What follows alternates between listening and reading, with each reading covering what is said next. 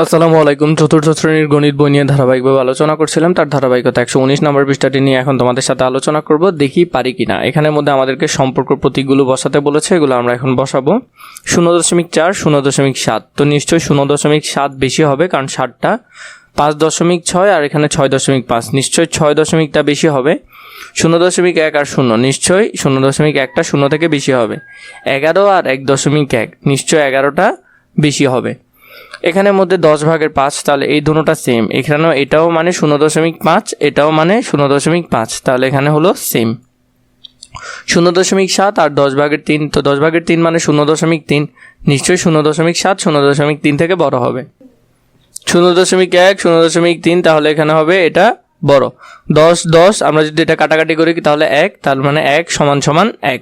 2 নম্বর আমাদেরকে দিয়েছে গণিত বইয়ের দৈর্ঘ্য ও প্রস্থ পরিমাপ করে দশমিক ভগ্নাংশে প্রকাশ করি। গণিত বইয়ের দৈর্ঘ্য কত, প্রস্থ কত, সেটা আমরা দেখব।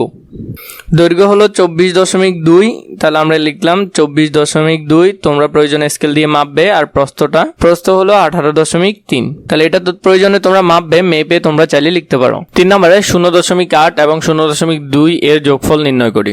0.8 সংখ্যাটি ড্যাশটি 0.1 নিয়ে গঠিত, তাহলে 8টি 0.1 নিয়ে গঠিত, এবং 0.2 2টি 0.1 নিয়ে গঠিত। তো তাহলে সর্বমোট কত আছে? 8 যোগ 2, তাহলে 10টা।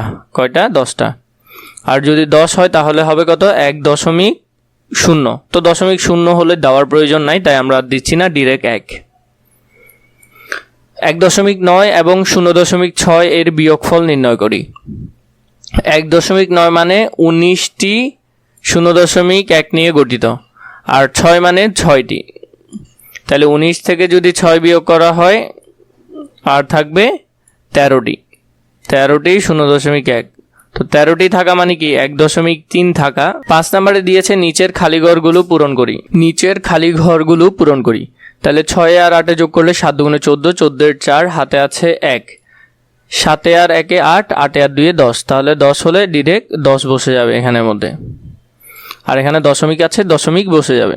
7.5 বিয়োগ 4.8, 5 থেকে 8 তো যাবে না, এক ধার নিয়ে 15 করলাম। 15 থেকে 8 গেলে আর থাকে 7, দশমিকের জায়গায় দশমিক দিলাম। 8 7 থেকে 1 চলে গেছে, আর আছে 6, 6 থেকে 4 গেলে 2, তাহলে 2.7। এইভাবে করে তোমরা এই পৃষ্ঠাটা খুবই সুন্দর করে পূরণ করে ফেলবে। বাকি পর্বগুলো ধারাবাহিকভাবে প্রয়োজন হলে নিশ্চয়ই আমাকে কমেন্ট করে জানাবে।